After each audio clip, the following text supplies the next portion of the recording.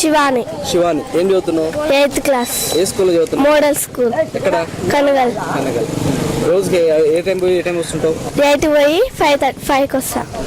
ఎన్ని గంటలు చదువుతున్నావు మార్నింగ్ ఇంగ్లీష్?